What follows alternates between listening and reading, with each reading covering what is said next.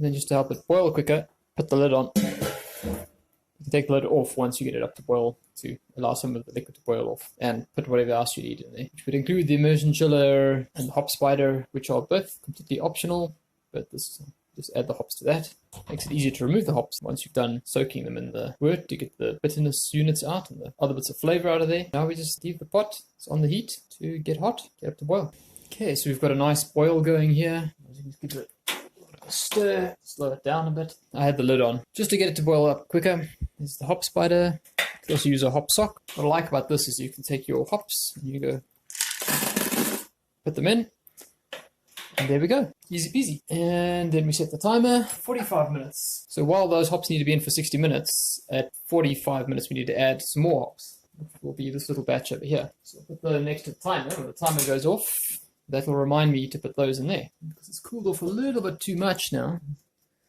We'll still let the steam out, but we'll try and keep some more of the heat in there.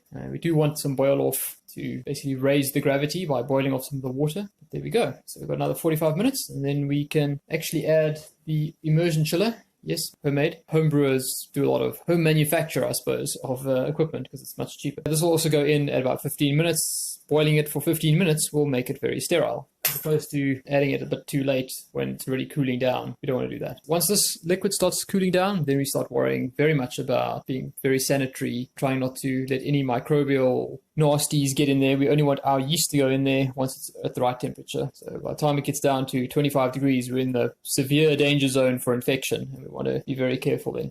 Now that we're boiling it, this is no worry about infection at all. Now, or when I put that thing in 15 minutes, only once you go flame out do you start to worry. And once the temperature really starts to drop. I mean, if this liquid here is sitting at 80 degrees Celsius, there's not a lot of things that are going to get going in that. These hops are soaking up the water, and effectively they are releasing some of their bittering, which will balance out the sweetness from the sugars that we extracted from the grain, which was, well, still is in the mash tun. Right, just an update. I just put this in. I decided to put the hop spider in the middle just for the hell of it. No good reason. There we go. Now it's not in the middle. I threw the extra hops in there at 15 minutes. So now this is just getting hot, really. The immersion chiller and the hop spiders letting the extra hops spread their goodness into the rest of the wort.